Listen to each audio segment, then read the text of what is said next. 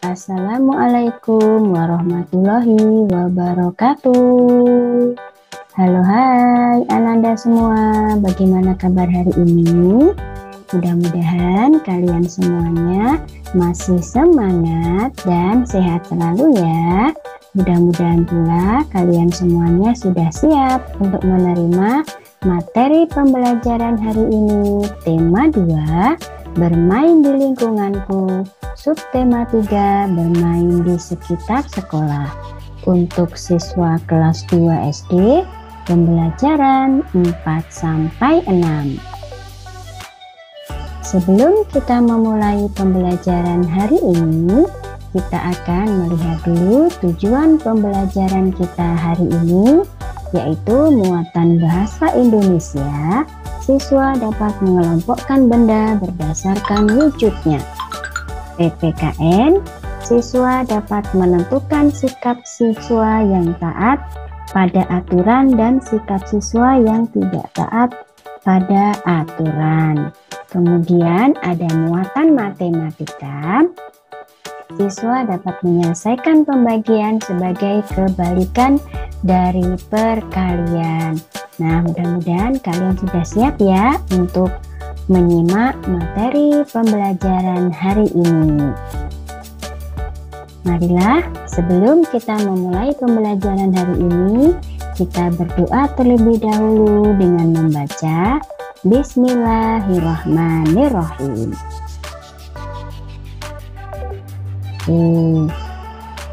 Kita awali dengan menyanyi lagu Balonku ya. Pastinya semua sudah hafal lagu Balonku.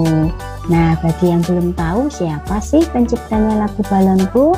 Ya, lagu Balonku diciptakan oleh A.T. Mahmud. Nah, siap-siap ya. Hari ini kita akan menyanyikan terlebih dahulu lagu Balonku.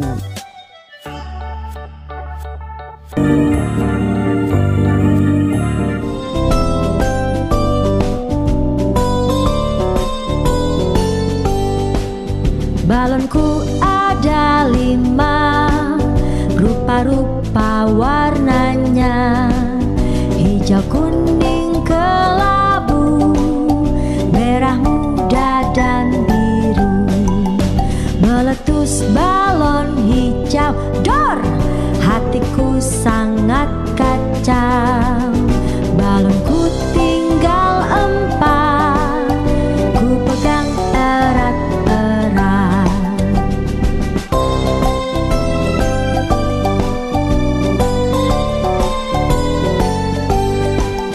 Balonku ada 5, rupa-rupa warnanya, hijau, kuning, kelabu, merah muda dan biru.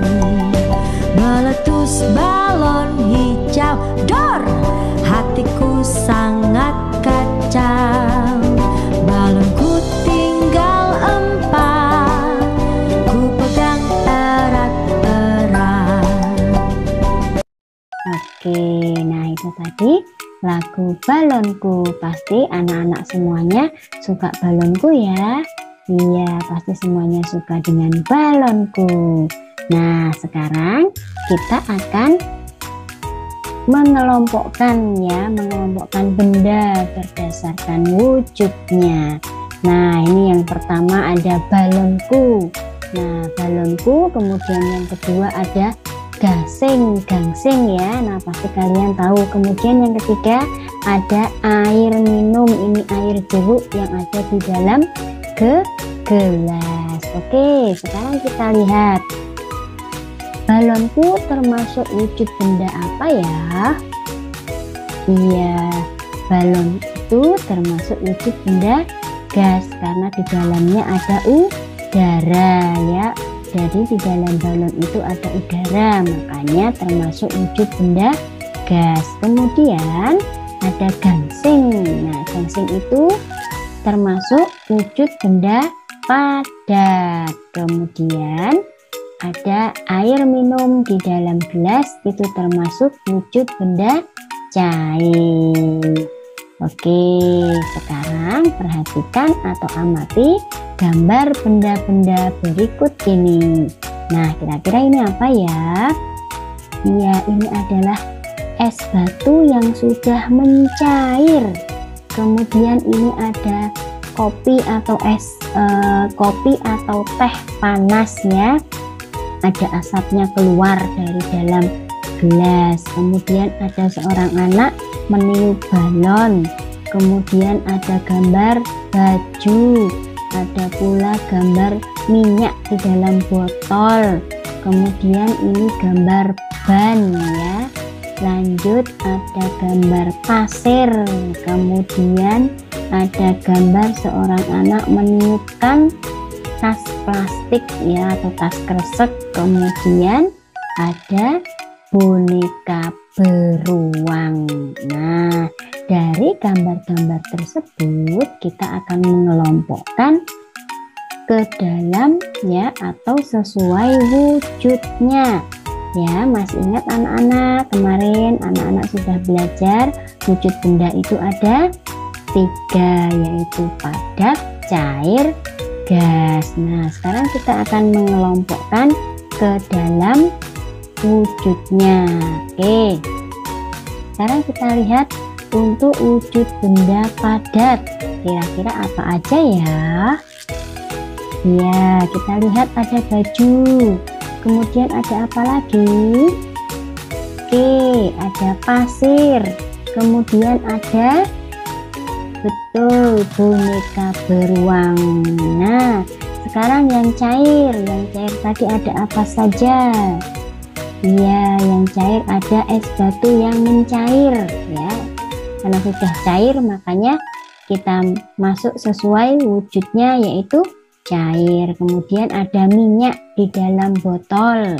Nah, lanjut untuk benda yang berwujud gas itu tadi ada kopi atau teh panas yang keluar uapnya. Uap itulah yang kita kelompokkan menjadi gas. Kalau air kopi atau air teh itu bisa kita masukkan ke dalam wujud cair, tetapi karena ini diperlihatkan juga asapnya atau kemebul ya, nah makanya wujudnya berupa gas. Kemudian ada anak yang meniupkan tas plastik. Kemudian ada lagi anak yang meniupkan balon. Nah, mudah-mudahan kalian sudah paham ya untuk mengelompokkan benda-benda sesuai dengan wujudnya. Oh, ada satu lagi yang terakhir, yaitu ban ya, ban sepeda motor atau ban sepeda. Itu juga di dalamnya ada angin atau udara, makanya dimasukkan ke dalam benda berwujud gas. Oke, paham ya anak-anak ya? Oke, pasti anak-anak sudah paham. Nah, sekarang silahkan kita baca teks percakapan berikut dengan cermat ya. Ada percakapan antara dua anak putra, dua anak maksudnya, satu anak putra dan satu anak putri. Oke, sini satu anak putra bertanya, "Dayu, mengapa kamu terlambat? Saya jajan dulu." "Wah, jajan kan ada waktunya." "Kemudian, mengapa kamu membuang sampah sembarangan? Ada tempat sampah di sana loh." "Ah, terlalu jauh. Jadi, biarkan sajalah. Itu kan bagian dari tata tertib di sekolah kita, Dayu.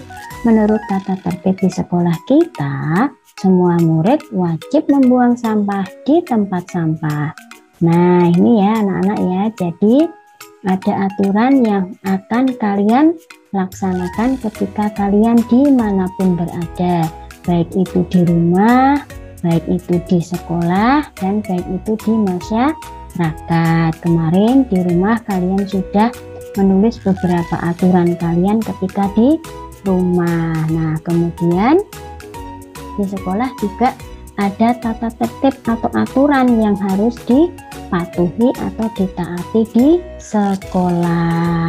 Nah, sekarang untuk memperjelas kalian, Perhatikan gambar berikut ini. Kelompokkanlah hal yang harus dilakukan dalam kehidupan sehari-hari di sekolah. Berilah tanda centang pada gambar yang sesuai. Kita lihat ya gambarnya apa saja. Yuk, yang pertama ini seorang anak terlambat masuk sekolah. Ini sudah ditungguin Pak Satpam. Pak Satpamnya menyetop. Hei anak muda, atau hei anak. Nah, kamu terlambat ya. Padahal dia berjalan dengan santainya. Kira-kira ini sesuai tidak dengan hal yang harus dilakukan dalam kehidupan sehari-hari di sekolah? Tidak sesuai berarti kita beri tanda silang saja karena tidak sesuai. Kemudian sebelahnya ada gambar para siswa sedang melaksanakan upacara bersama Bapak Guru. Kira-kira ini hal yang harus dilakukan atau tidak? Ya, oke. Nah, sekarang lanjut. Ada gambar seorang anak putri sedang menyapu ruangan yang penuh dengan kotoran. Berarti ini sesuai tidak? Sesuai Bu, karena kotoran yang di kelas itu harus disapu. Kemudian di sebelahnya ini ada siswa sedang berdoa. Mungkin ini entah itu berdoa mau belajar ataupun berdoa sesudah belajar. Oke, karena sesuai kita centang. Nah, gambar yang terakhir ini adalah gambar seorang anak terlambat masuk ke ruangan kelas. Bu Guru diminta, ini Bu Guru cukup ya berhenti dulu di depan pintu. Mungkin Bu Gurunya mau menanya-nanya atau bertanya kepada siswanya, kenapa kok bisa terlambat, seperti itu ya. Nah, kira-kira ini harus dilakukan atau tidak? Jangan ya, tidak boleh terlambat. Kalau sekolah itu harus tepat waktu ya. Kalau besok kalian sudah mulai sekolah, itu masuknya tepat waktu, tidak boleh terlambat. Kalau tepat waktu berarti kalian bisa menjadi anak yang disiplin. Oke, siap. Nah, selanjutnya perhatikan soal berikut.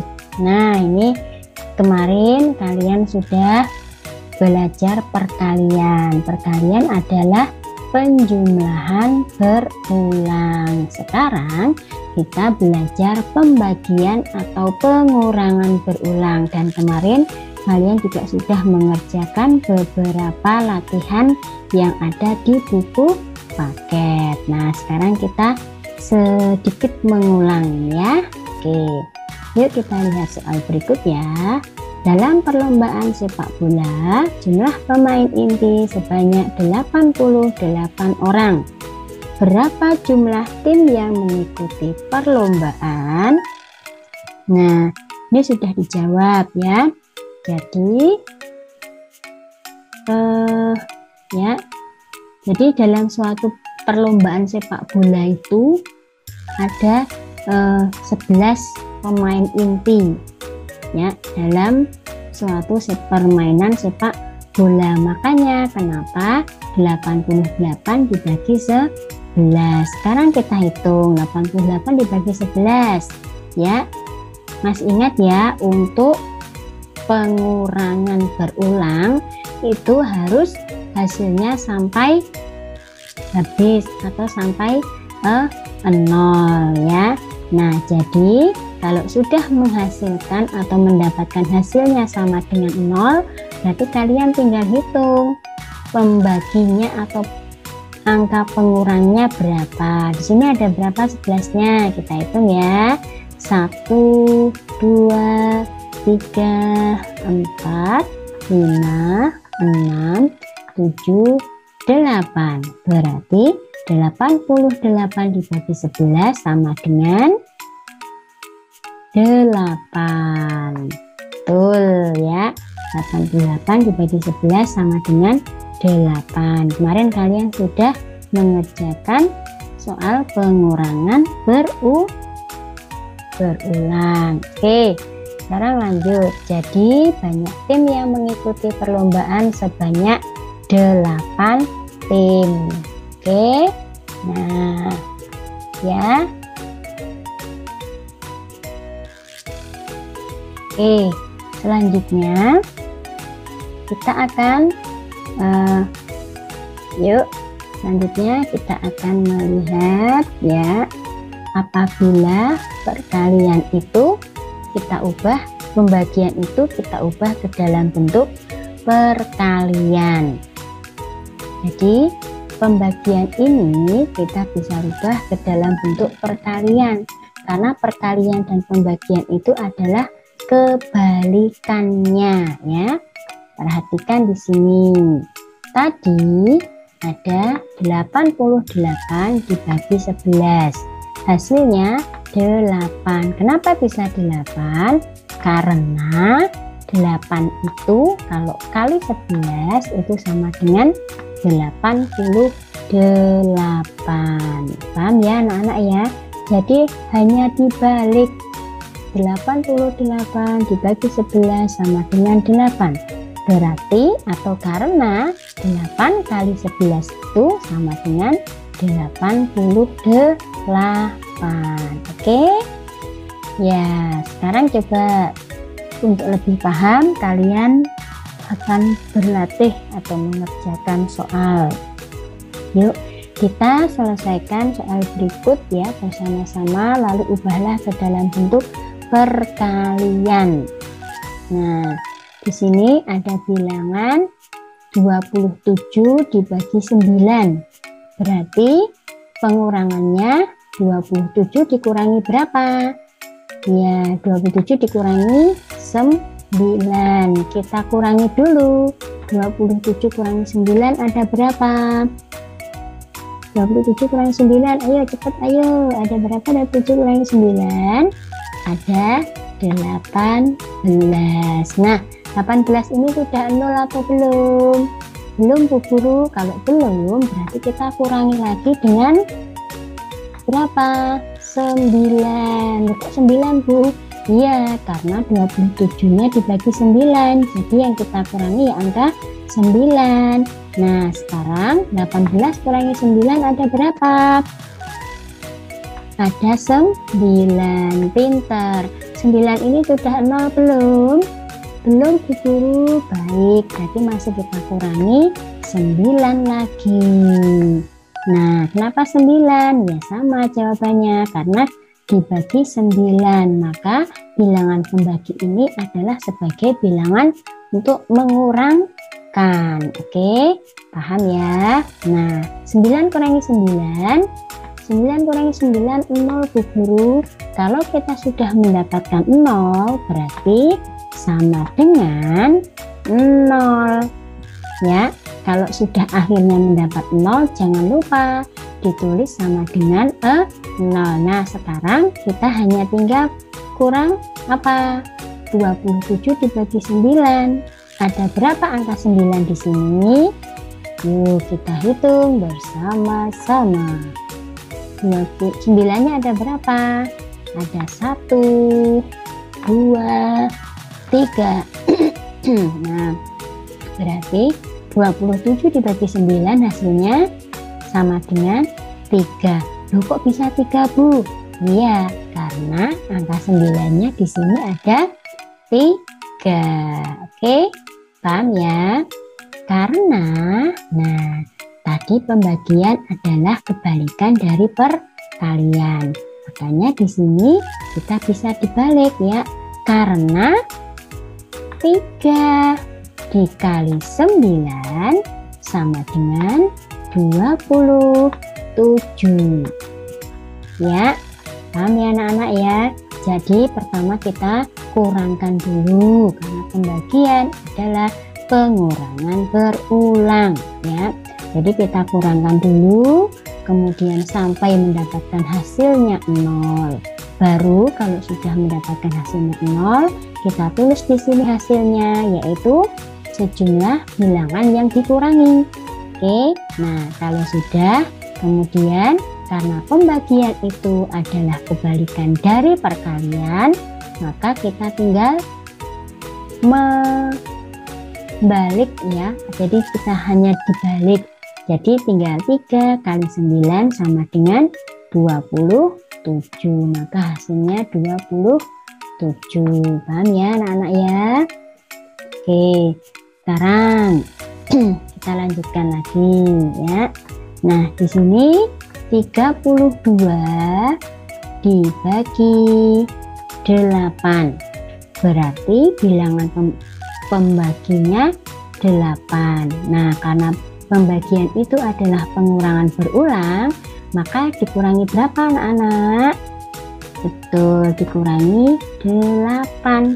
Oke, sekarang kita hitung yuk. 32 kurangi 8 ada, yuk cepet, 1, 2, 3, 4. Ada berapa anak-anak? Ada 24. 24 sudah 0 belum? Belum Bu Guru. Belum, berarti kita beri tanda kurang dan kita tulis lagi angka 8. Sekarang dikurangi 24 dikurangi 8. Ada berapa 24 kurangi 8? Ada 16 Bu Guru. Pinter, ada 16. 16 sudah 0 belum? Belum, berarti kita kurangi 8 lagi. Oke, 16 kurangi 8 berapa? Ayo cepet, 16 kurangi 8. 8 Bu Guru, pinter. 8 apakah sudah 0? Belum. Berarti kalau belum kita kurangi 8 lagi. 8 kurangi 8. 0. Pinter. Karena sudah 0, maka kita tuliskan di sini sama dengan 0. Oke, sekarang kita akan hitung angka 8-nya. Ya, kita akan hitung angka 8-nya. Ada berapa 8? 1, 2, 3, 4. Maka kita bisa tuliskan di sini hasilnya 32 bagi 8 itu sama dengan 4. Nah, karena tadi pembagian itu kebalikannya dari perkalian, maka bisa kita tuliskan di sini 32 dibagi 8 sama dengan 4. Karena 4 dikali 8 hasilnya 32. Oke, paham ya anak-anak sampai di sini ya? Alhamdulillah kalau kalian paham. Kalau belum paham, nanti bisa diulang-ulang kembali video pembelajaran ini ya. Oke, nah sekarang siapkan buku paket kalian untuk mengerjakan kegiatan pembelajaran hari ini. Ya, silahkan siapkan buku tematiknya, tematik tema 2 ya, untuk kalian mengerjakan tugas atau kegiatan pembelajaran hari ini. Yang pertama ada muatan bahasa Indonesia. Ayo mencoba halaman 125. Kalian diminta mengamati dan menggolongkan benda-benda berdasarkan wujudnya di sekitar sekolah. Loh Bu, kok di sekitar sekolah? Kan kita nggak di sekolah.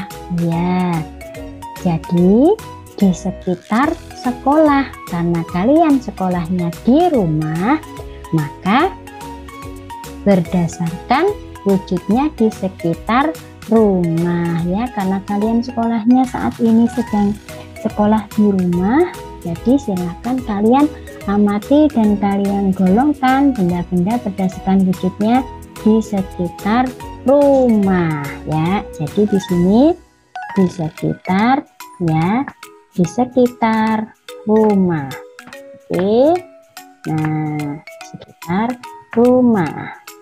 Nah, karena kalian sekolahnya di rumah, jadi di sekitar rumah. Paham ya?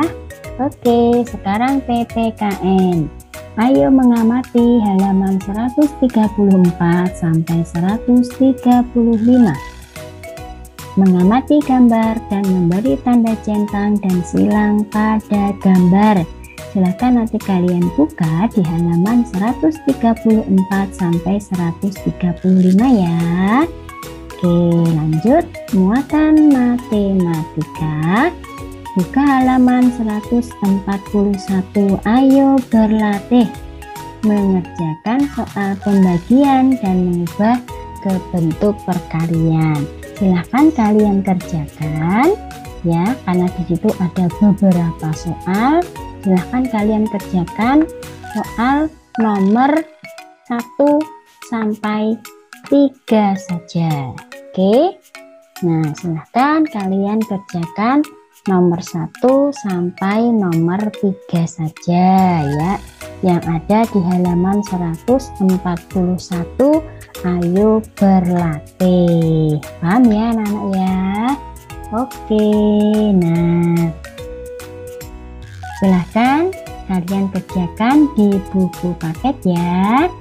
Oke ya, jadi silahkan jangan sampai terlewati tugasnya ya. Nah, nanti kalau terlewati eman-eman ya, kalian nanti juga nilainya berarti terlewati. Oke, nah demikian materi pembelajaran hari ini yang dapat Bu Guru sampaikan. Ya, marilah kita tutup pembelajaran hari ini dengan membaca Alhamdulillahirabbil alamin.